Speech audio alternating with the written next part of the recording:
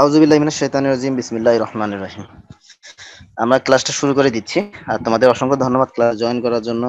আর তার সাথে ধন্যবাদ জানাচ্ছি রবিউল স্যারকে। ওনার অক্লান্ত পরিশ্রমের ফসলের কারণেই আমরা কিন্তু এই ক্লাসগুলো করতে পারছি। আর সাথে অসংখ্য অসংখ্য ধন্যবাদ জানাচ্ছি আমাদের হেড স্যারকে। ঠিক আছে। তো ভাষা জিনিসটা হচ্ছে এমন একটা জিনিস যে এটা কিন্তু আজ থেকে 5,000 বছর আগে ভাষার কিন্তু জন্ম। তে এই ভাষার সময় যখন ওই সময়ে বিভিন্ন ভাষা গোষ্ঠী মানুষ বিভিন্ন ভাষায় কথা বলতো। কারো ভাষা ছিল ফ্রান্সে, চৈনিক ভাষা, তারপর হিব্রু ভাষা, আরবি, ফার্সি, কত ভাষা। তো এই ভাষাগুলোর মধ্যে আবার কোনো কোনো ভাষার আবার মিল আছে, আবার কোনো কোনো ভাষার একদম মিল নাই। যেমন ধরো চীনের ভাষা, চীনের ভাষাটা যদি দেখো আসলে এটা কিন্তু লিখিত কোনো ভাষা না। এরা একটা চিত্র এঁকে এঁকে তারা লেখাগুলো লেখে, এইটাই হচ্ছে তাদের লেখন ভাষা, আসলে এগুলো লেখা না। তো যে ভাষাগুলোর সাথে আমাদের ভাষার মিল হয়ে যায় সেই ভাষাগুলোকে বলা হয় ভাষা বংশ। এই ভাষা বংশ থেকে আসছে মূলত ইন্দো ইউরোপীয় ভাষা। এখন প্রশ্ন আসতে পারে ইন্দো ইউরোপীয় ভাষা আবার কি? ইন্দো হচ্ছে আমাদের ভারতবর্ষের যে ভাষাগুলো তাকে বলা হয় ইন্দো ইউরোপীয় ভাষা। আর ইউরোপীয় ভাষা তো জানোই, ইউরোপিয়ান কান্ট্রি গুলোদের মধ্যে যেমন আছে তোমার আরব, ইরান, ইরাক, এইরকম দেশগুলোর মধ্যে।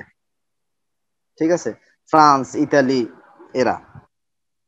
তো আমরা যেভাবে শিখবো যে ভাষা জিনিসটা হচ্ছে ইউরোপীয়, ইন্দো ইউরোপীয় ভাষা থেকে আমাদের ভাষার কিন্তু উৎপত্তি, মূল কিন্তু এইটা।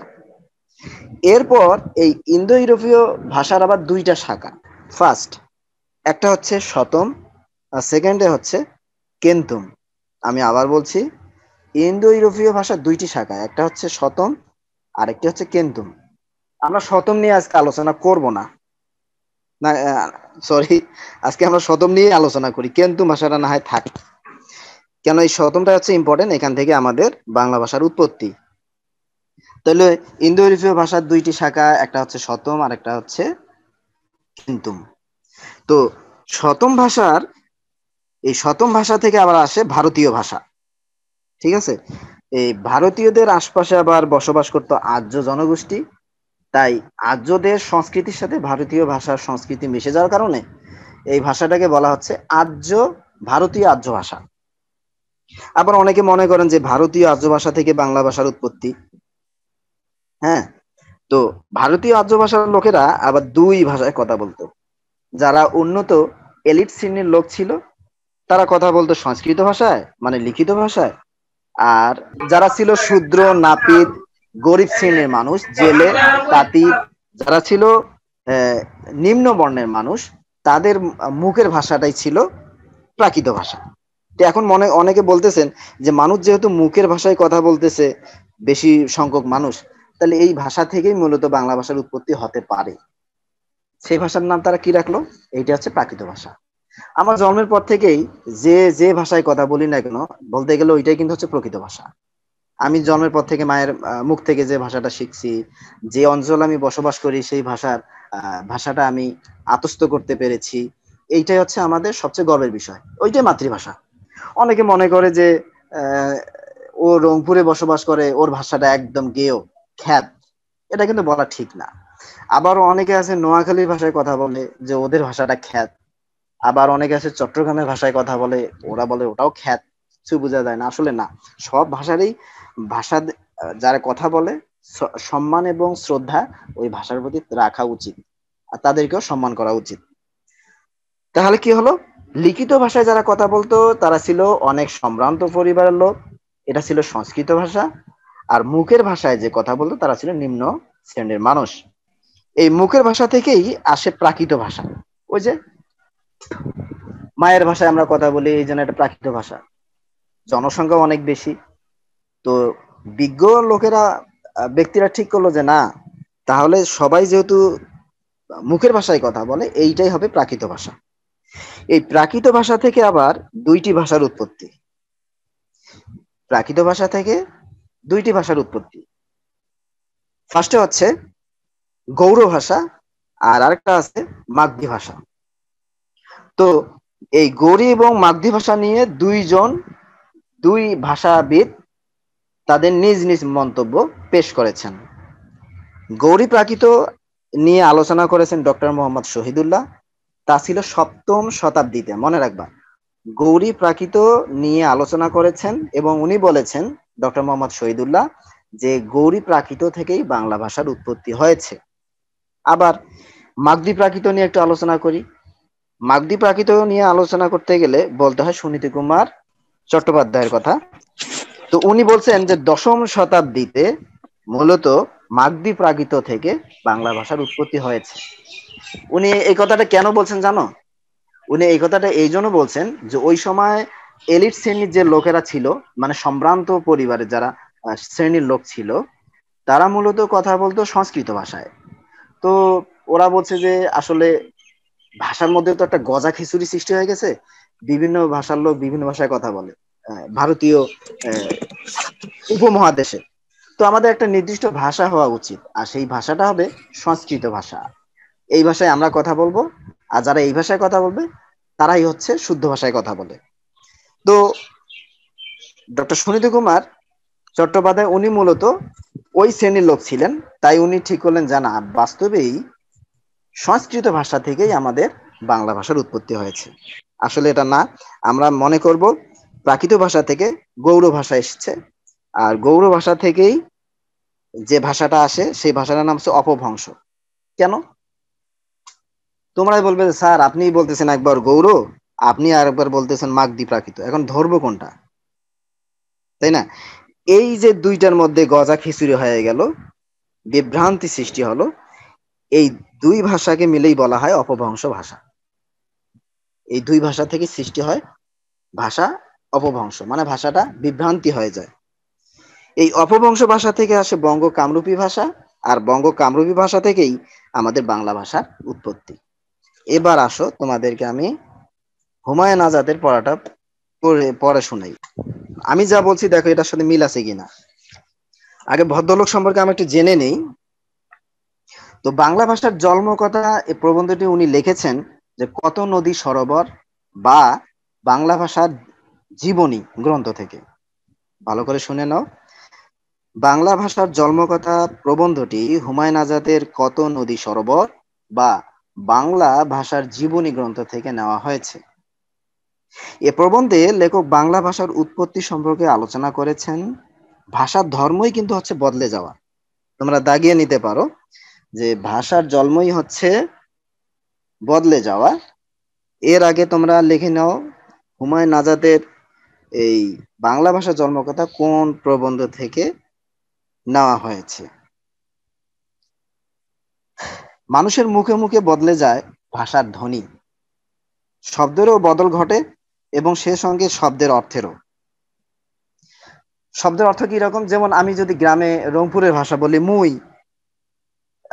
তারপর ঢাকায় যদি বলি তাহলে হবে আমি, কুমিল্লায় যদি যাই আই, নোয়াখালীতে গেলে এর ভাষাটা হয়ে যাবে হেতি। এই দেখো, অর্থ কিন্তু আলাদা হয়ে যাবে না, কিন্তু অর্থ ঠিকই থাকবে, কিন্তু ভাষাটা একই রকম।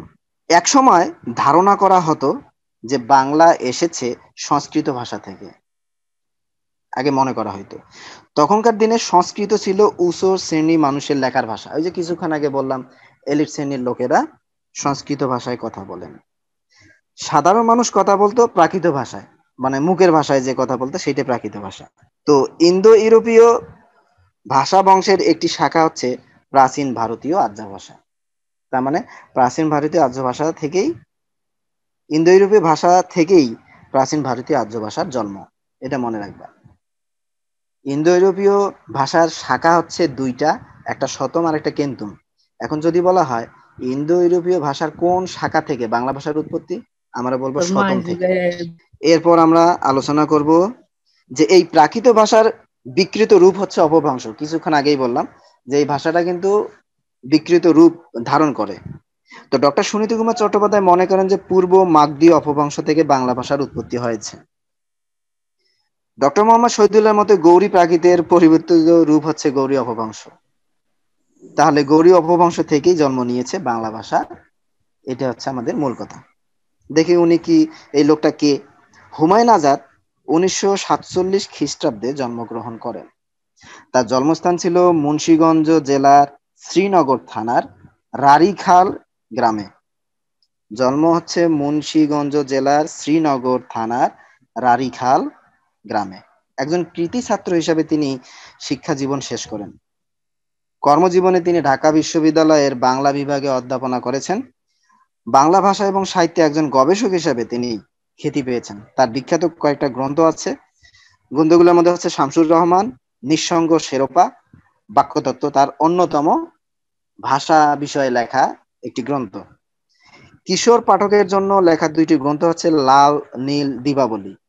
তোমরা যদি সময় পাও কখনো এই বইটা কিনে পড়বা। এরপর আছে কত নদীর সরোবর। তার রচিত কাব্যগ্রন্থের মধ্যে আছে অলৌকিক স্টিমার, খুবই একটা ইন্টারেস্টিং একটা কাব্যগ্রন্থ।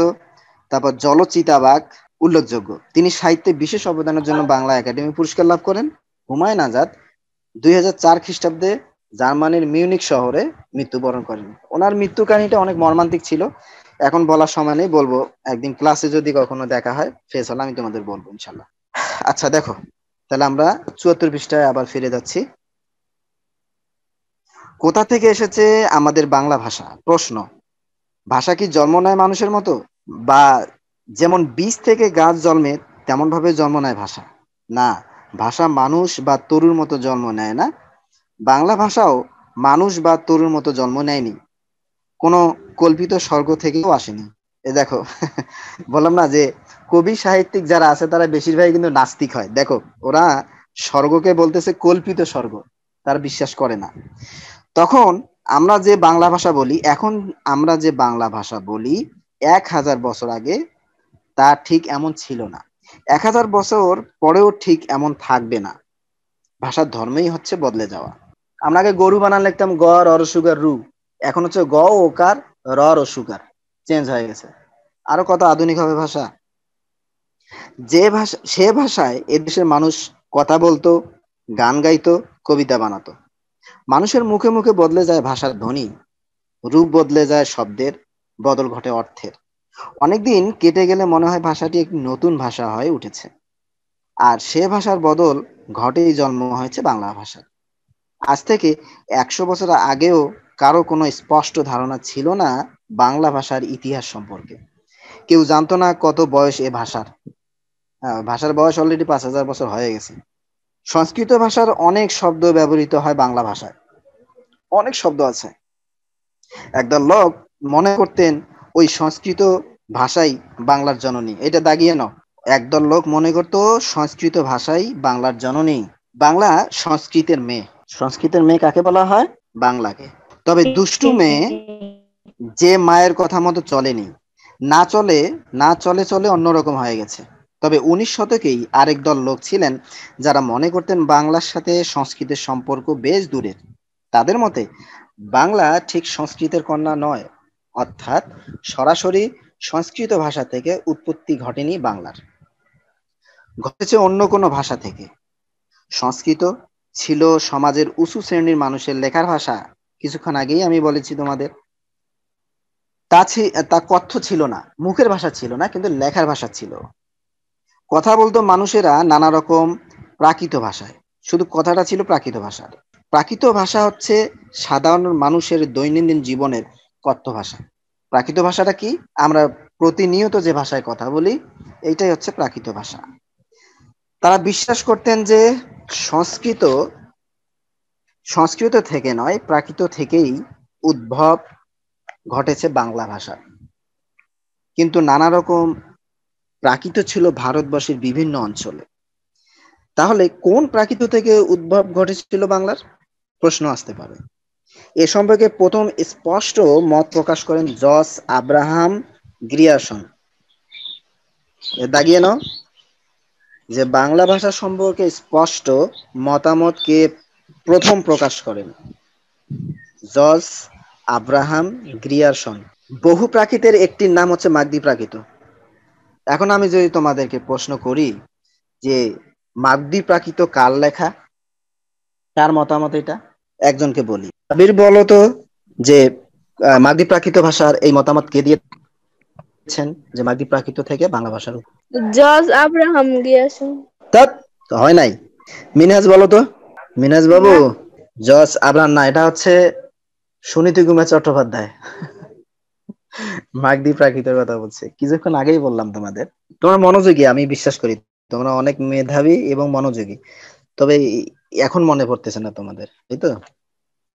তার মতে মাগধী মাগধী প্রাকৃতের কোনো পূর্বাঞ্চলীয় রূপ থেকে জন্ম নেয় বাংলা ভাষা। পরে বাংলা ভাষার উদ্ভব এবং বিকাশের বিস্তৃত ইতিহাস রচনা করেন ডক্টর সুনীতি কুমার চট্টোপাধ্যায়, এবং আমাদের চোখে স্পষ্ট ধরা দেয় বাংলা ভাষার ইতিহাস।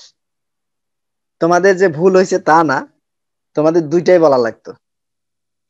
জর্জ গ্রিয়ারসন উনি মূলত প্রথমে এটা মতামতটা তুলে ধরেন, আর এটা বিস্তর আলোচনা করেছেন ডক্টর সুনীতি কুমার চট্টোপাধ্যায়।